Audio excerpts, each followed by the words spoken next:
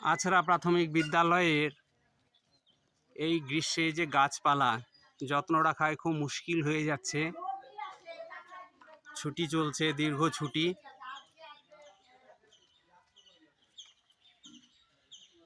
এত তীব্র দাবদাহে বিদ্যালয়ের প্রাকৃতিক পরিবেশ ঠিক রাখা একটা দুরূহ ব্যাপার।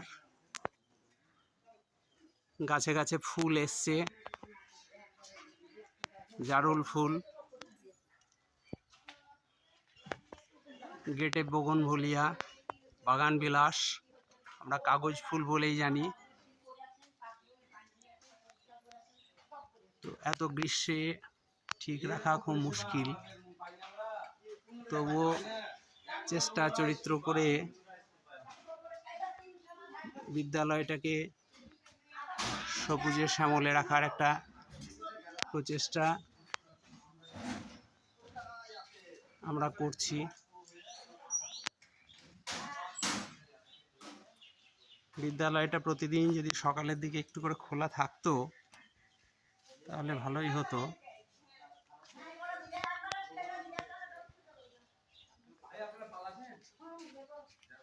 আম গাছে আম এসছে, অন্যান্য বছরের চেয়ে যদিও কম, কিন্তু তবুও ভালোই আম আছে। এই আমার আমলকি গাছ, আমলকি বন কাঁপে যেন তার বুক করে দুরু দুরু। দুটো আমলকি আছে। মুক্ত মঞ্চের নিচে রক্তকরবী, শিউলি এসবগুলো আছে। মুক্ত মঞ্চের ওপরে rooftop rain water harvesting system এবং সোলার গিজার করা হয়েছে। আমার বিদ্যালয়ের দুটো বিল্ডিংয়ের প্রায় 1800 স্কোয়ার ফিট ছাদের জল সবটাই আমরা শোধন করে নিয়ে রিজার্ভারে সংরক্ষণ করে রাখি। 4000 লিটার পিউরিফাই স্টোরেজ থাকে এবং বাকি ওভারফ্লো হলে সেটা গ্রাউন্ডে এসে রিচার্জ হয়। ওই যে কাঁঠাল গাছের নিচে আমাদের রিচার্জ পিট, একটা পুরনো মাট্টু পাম্পের ভেতর দিয়ে সেটাকে রিচার্জ করা হয়।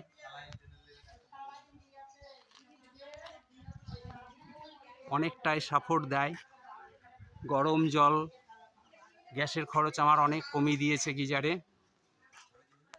আমরা গত বছর পাকা আম খেয়েছিলাম প্রচুর পরিমাণে, এবছরেও খাবো আশা করছি। এই যে আমার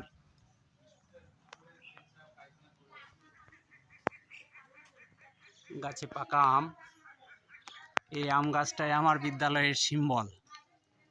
মূল বিল্ডিংয়ের নিচে বারান্দার সামনে গোলাপ এবং রক্তকরবীর গাছ,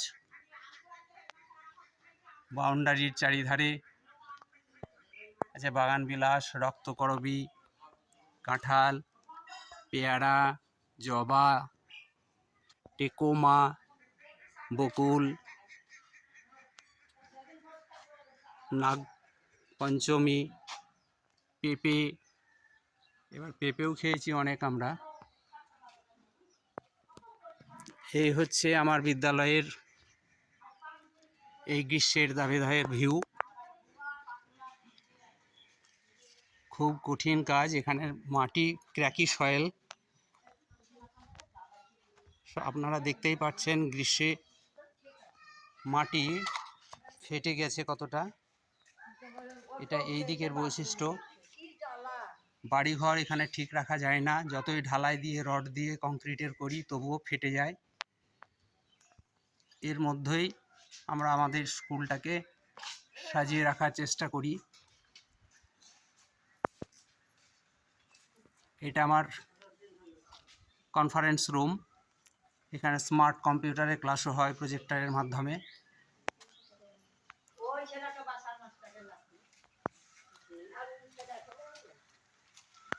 এই যে এখানে আমার হ্যান্ড ওয়াশ পয়েন্ট, প্রচুর ট্যাপ এবং প্রত্যেক জায়গায় সাবান।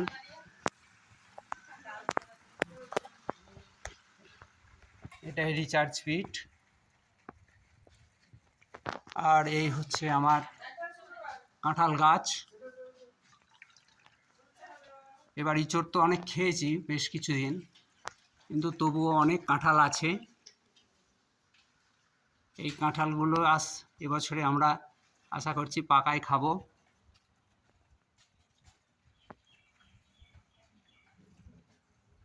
আগামী 7 তারিখে এখানে সাধারণ নির্বাচন, লোকসভা নির্বাচনের প্রাক্কালে বিদ্যালয়ের বুথগুলোকে ঠিক সাজানোর জন্যে আজকে বিদ্যালয়ে আসা। সব ঠিকঠাক করা আছে।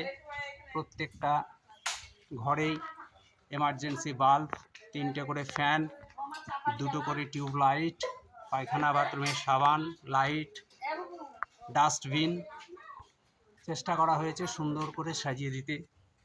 এমনিতেই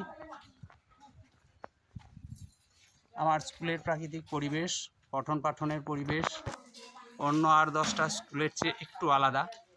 চেষ্টা করি একটা ডিফারেন্স তৈরি রাখার, কারণ আমাদেরকেই গড়তে হবে আমার এই সমাজ, এই পরিবেশ।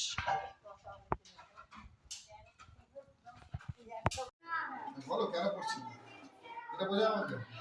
পায়ের উপর আমরা নির্ভর করছি আর বিরাটটা নির্ভর স্কুলে বসে আছে। পরিবেশ গড়ে তোলা, জনপ্রকল্প বাস্তবায়ন করা, বিদ্যালয় শ্রেণীকক্ষগুলিকে পরিষ্কার পরিচ্ছন্ন রাখা এই শিক্ষক এবং প্রধান শিক্ষক মহাশয়দের কৃতিত্ব। কারণ আমরা জানি আমরা যে গ্রামের ছেলে, যে পরিবারের ছেলে, যে ঘর থেকে উঠে এসেছি, আমরা বেশিরভাগই হচ্ছি খেটে খাওয়া মানুষের ঘরের ছেলে, আমরা চাষি পরিবারের ছেলে, কৃষক পরিবারের ছেলে। এই বিদ্যালয় প্রতিষ্ঠিত হয়েছিল 1942 সালে। তখন ভারত ছাড়ো আন্দোলন, অসহযোগ আন্দোলন তখন চলছে সারা ভারতবর্ষব্যাপী। ঠিক সেই সময় একেবারে নির্ভেজা 100% মুসলিম অধ্যুষিত গ্রাম, যে গ্রামে এক ঘর হিন্দু পরিবার ছিলেন আর বাকি সমস্ত মানুষই ছিল মুসলিম পরিবারভুক্ত ধর্মাবলম্বী মানুষ। সেই গ্রামে এখানে মাদ্রাসা শিক্ষার প্রচলন ছিল না তা নয়, মক্তব দিয়ে শুরু হয়েছিল। কিন্তু তৎকালীন যুগে 1942 সালে যারা মানুষ ছিলেন এই গ্রামে, যারা শিক্ষানুরাগী ব্যক্তিত্ব ছিলেন, তারা কিন্তু মাদ্রাসা শিক্ষার দিকে নজর না দিয়ে তারা কিন্তু সাধারণ প্রাথমিক বিদ্যালয় গঠন করার উদ্যোগ গ্রহণ করেন এবং সেই 1942 সালে এই স্কুল প্রতিষ্ঠিত হয়। এবং সেই প্রতিষ্ঠানের মধ্য দিয়ে আমরা যারা বিভিন্ন জায়গায় ছিটিয়ে ছুটিয়ে আছি, যারা সরকারি আবাসিক সরকারি আধিকারিক হয়েছেন অনেকে,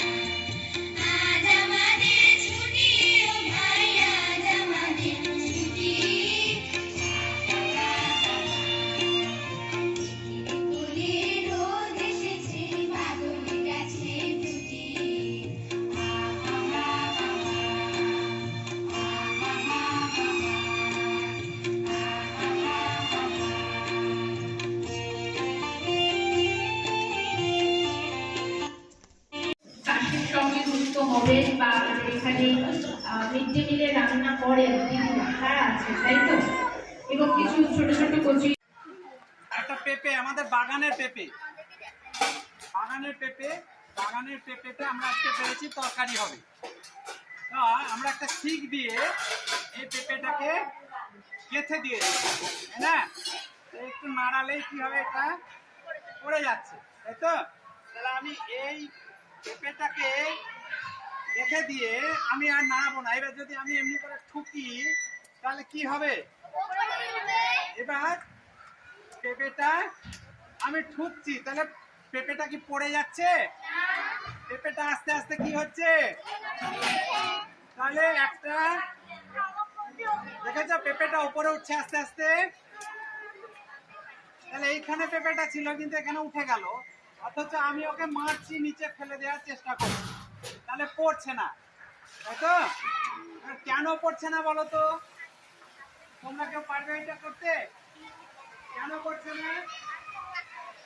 চার্য ধর্ম, তাই না?